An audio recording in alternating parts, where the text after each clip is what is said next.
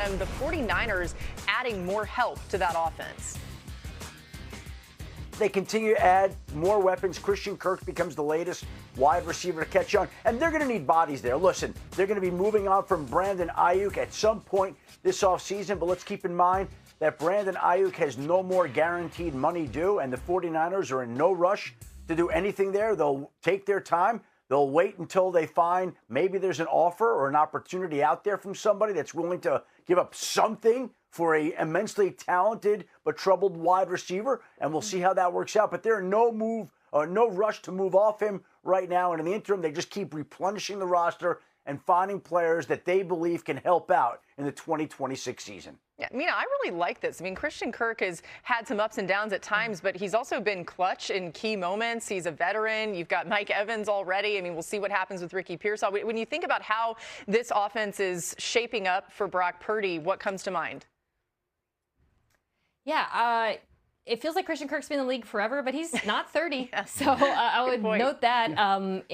Availability is a question mark. But if he is healthy, I do like the fit with the other receivers they added. Chase talked about Mike Evans, who's now the traditional X receiver in this offense. To me, Pearsall is a classic Z. And then you got Christian Kirk as the slot. The Niners don't play a ton of 11 personnel, but to me, all three of those receivers do fit well together on the field, and this seems like a low-cost, low-risk signing for a San Francisco 49ers team that, as we're going to talk about, had a pretty dang good free agency. Yeah, we're going to get into that a little bit more here soon. Chase, when you think about just knowing that Kirk is added to what Kyle Shanahan may want to do, you heard Mina lay out where you may see him on the field, but how do you think Shanahan can maximize this?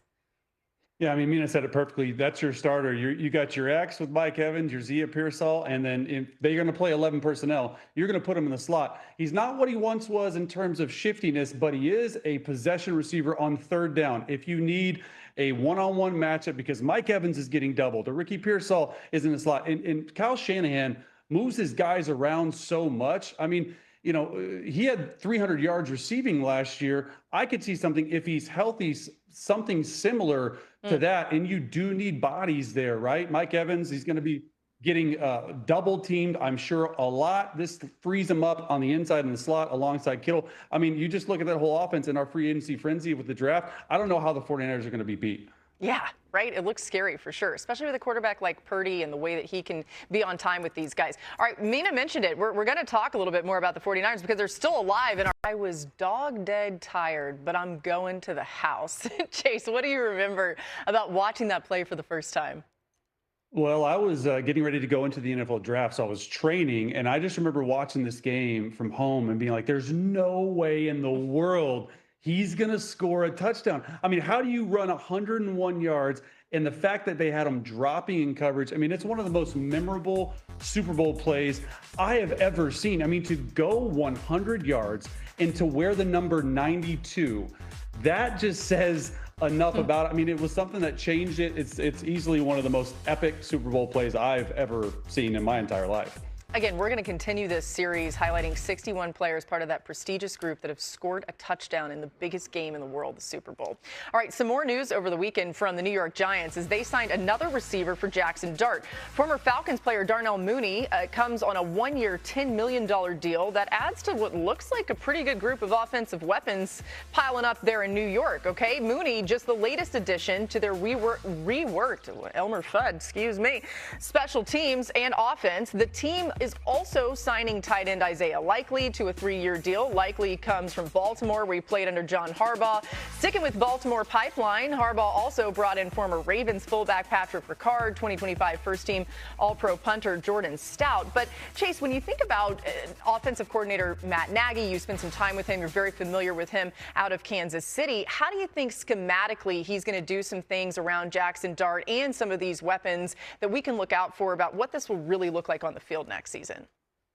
Well, it's going to be a completely revamped offense. I think a lot of people out there are probably thinking, Andy Reid disciple, he had his chance in Chicago where he was coach of the year, talking about Matt Nagy. I think this offense is going to be specifically designed around Jackson Dart's strength. Yes, we know that he can run the football. Yes, we know that he's good with his legs, but he's extremely accurate in the short and intermediate part of the game. So I do look forward to seeing what that should be like. And I do think they're going to take some shots down the field. I mean, this is something that Andy Reid used to do, even Matt Nagy when I was with him. We like to throw the football down the field. Mooney gives them that speed threat. But the one signing I think that's not being talked about enough, in my opinion, is Isaiah Likely. Like, Isaiah Likely is going to be used in New York like Travis Kelce was in Kansas City. You design the entire offense around him. You move him everywhere. Wow. You design it around mismatches. And I think that's something that they are going to do. I mean, you get a healthy Malik Neighbors. You get Cam Scadaboo back. You get Mooney. You get Isaiah Likely. I mean, the weapons offensively for the Giants right now are really, really good. Kelce comp's really interesting, right? Because when you think about Kelce, like on the backside of those 3-by-1 formations, and you think about Isaiah Likely in that role, and Chase, I share your optimism about his upside as a pass-catching tight end. Imagine Malik Neighbors on the opposite side, and imagine the way that a defense is compromised. I mean, realistically, similar to Travis, Isaiah is going to get a lot of one-on-ones in those scenarios. I'm really interested in seeing how this plays out. You talked about some of the, I would say, differences we're going to see in the offense because Dart's skill set is different.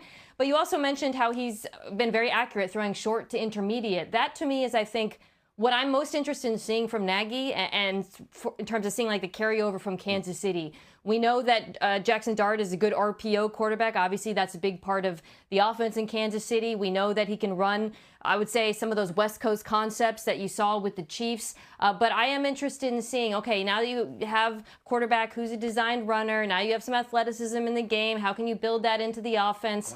And to me, the only piece that's really missing is, I would say, the interior of the offensive line that needs work. But otherwise, I'm in agreement with Chase. I do think they have the pieces to make this thing function. Laura, when you look at that list of all the Giants acquisitions, it feels like it was probably the most predictable offseason that any team could have had. John Harbaugh signed a bunch of former Ravens.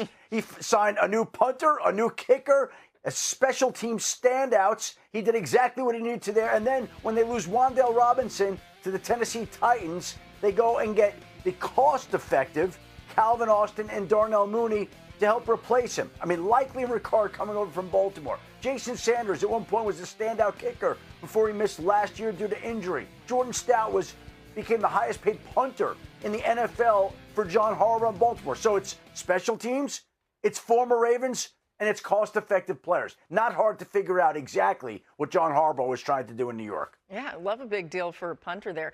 Adam, they also have 7 picks in this upcoming draft. We talked about the number 5 overall pick. They've got 3 picks in the 6th round via some trades. So interesting how they're going to manage this draft. But we do have some breaking news, and this one pretty interesting, Adam.